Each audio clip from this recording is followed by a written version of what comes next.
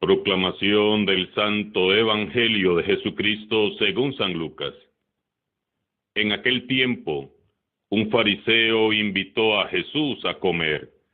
Jesús fue a la casa del fariseo y se sentó a la mesa. El fariseo se extrañó de que Jesús no hubiera cumplido con la ceremonia de lavarse las manos antes de comer. Pero el Señor le dijo: ustedes, los fariseos, limpian el exterior del vaso y del plato. En cambio, el interior de ustedes está lleno de robos y maldad. Insensatos, ¿acaso el que hizo lo exterior no hizo también lo interior? Den más bien limosna de lo que tienen y todo lo de ustedes quedará limpio. Palabra del Señor.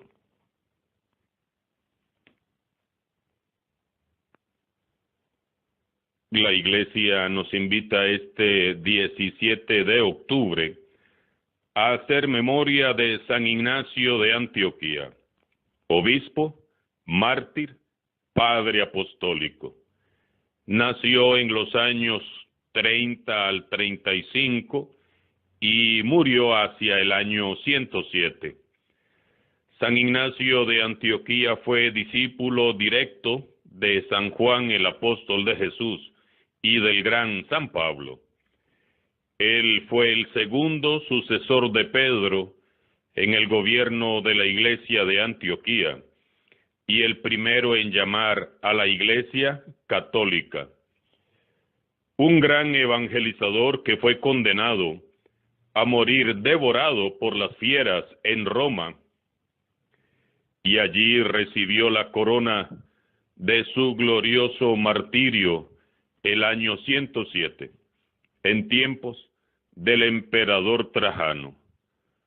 Cuando lo mandaron a encadenar para llevarlo a morir en Roma, San Ignacio, de rodillas y con lágrimas en los ojos, exclamó: te doy gracias, Señor, por haberme permitido darte esta prueba de amor perfecto y por dejar que me encadenen por amor a ti, como lo hicieron con tu apóstol Pablo.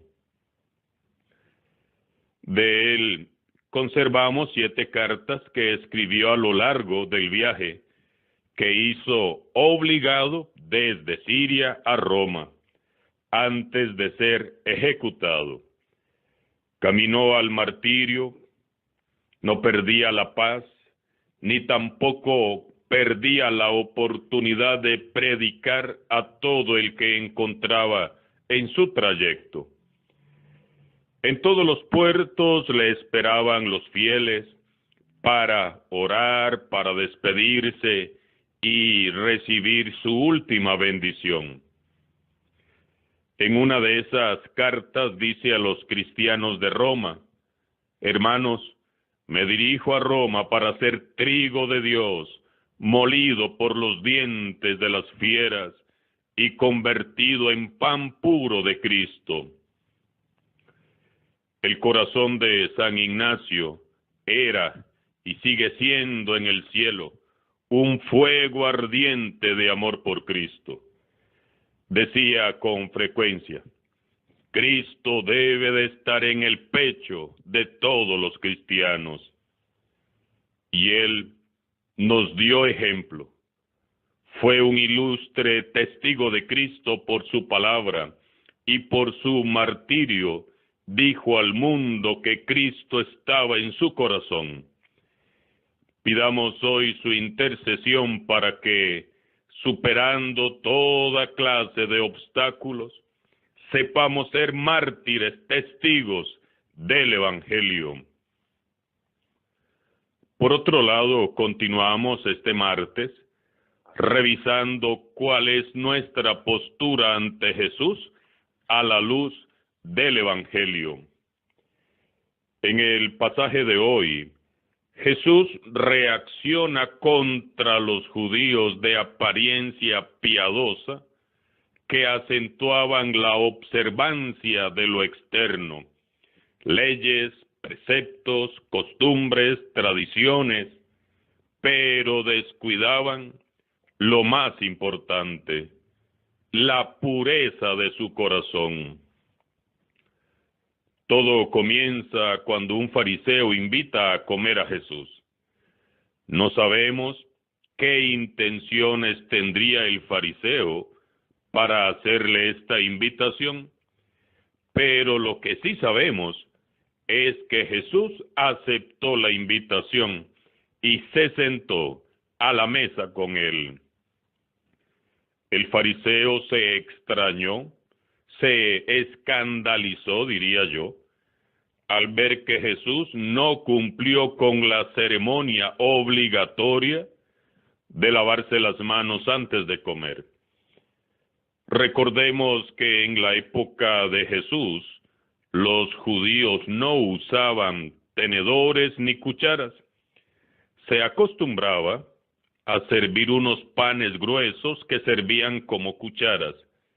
Ellos usaban este pan para comer sopas, salsas o jugos.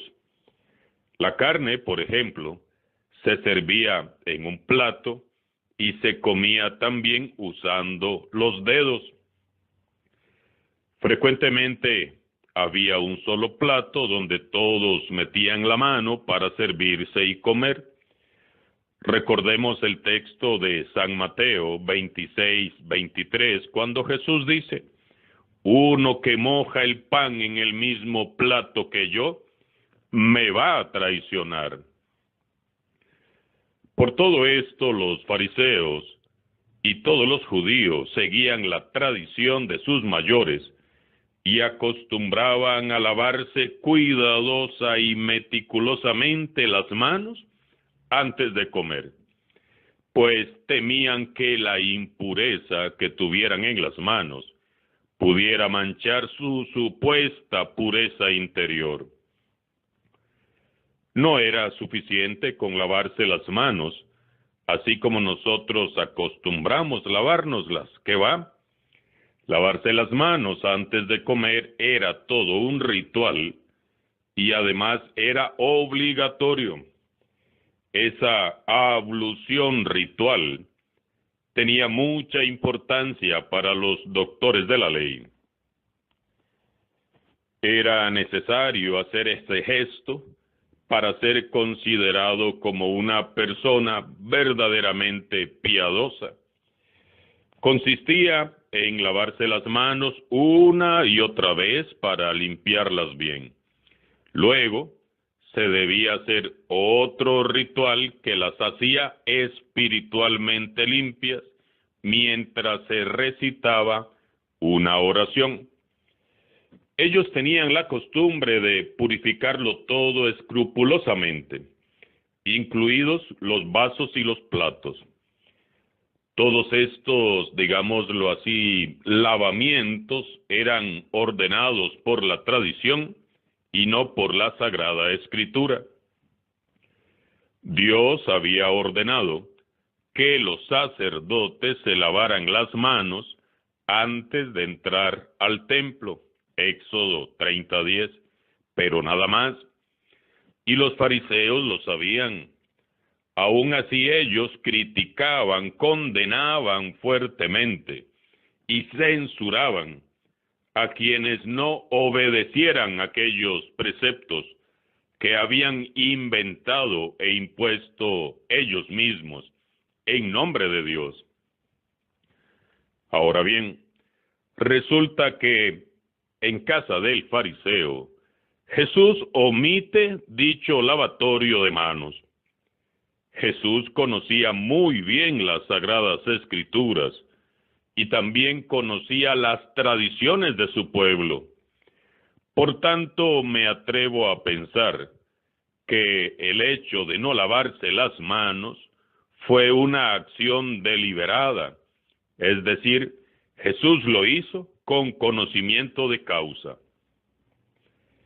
Jesús, que todo lo ve y todo lo sabe, conocía las intenciones y el corazón de aquel fariseo y quiso aprovechar la ocasión para darle una lección y corregir aquella falsa postura de piedad.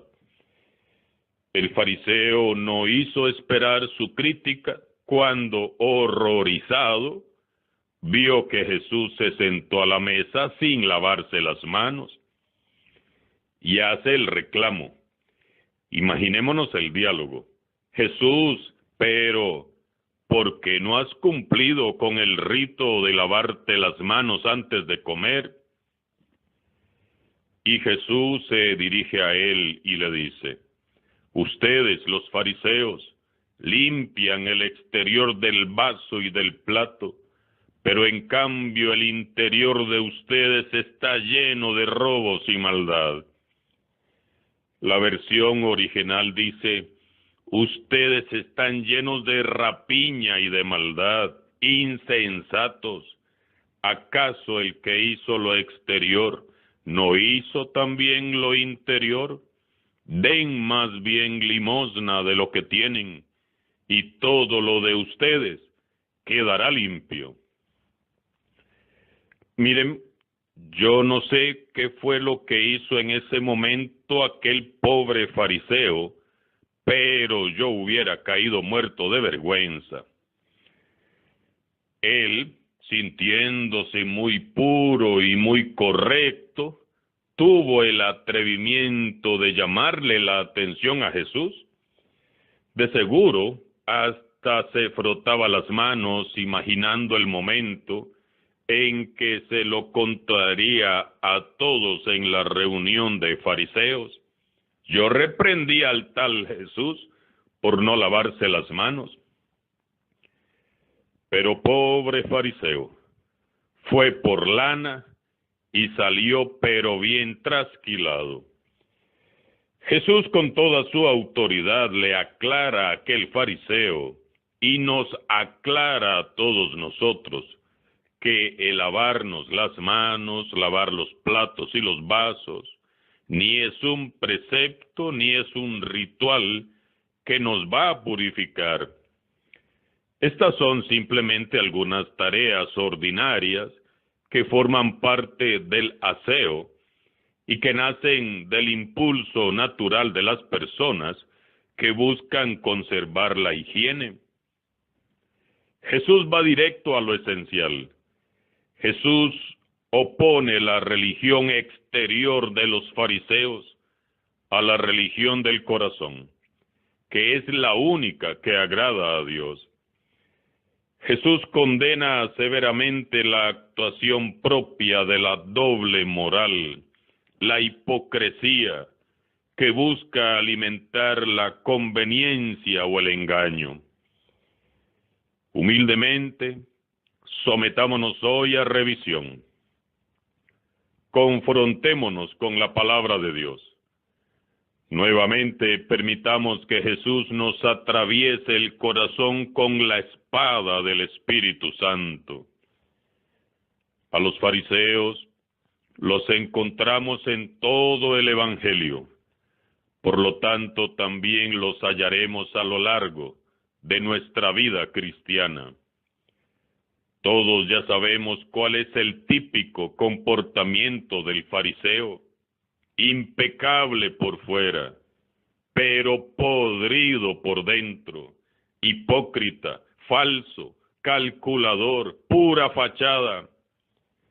Pretende y hasta exige que todos sean como él, y por eso confiere demasiada importancia a las formas, a las apariencias, a las normas, a las reglas, a la tradición, a la costumbre. En el tiempo de Jesús, y en este tiempo, y en todos los tiempos, esta clase de creyentes fueron, son y serán los que más daño hacen a la religión y a la iglesia. Y lo más triste de todo esto es que abundan en la iglesia. Son los que ni entran ni dejan entrar, porque nadie se les puede asemejar, y son ellos los que lo saben y lo pueden todo. Hermanos y hermanas, para seguir a Jesús se requiere de tener un corazón sincero. No se trata de cuidar las formas ni las apariencias, mucho menos de cumplir por cumplir, ni de hacer las cosas por mera costumbre o para que me vean. Padre, pero es que así nos enseñaron. Sí, quizás fue así, pero eso lo podemos cambiar. A eso vino Jesús, a romper los viejos paradigmas. Para esto vino Jesús, para mostrarnos una nueva manera de vivir. Y todo lo que necesitamos saber lo hallamos en su Evangelio.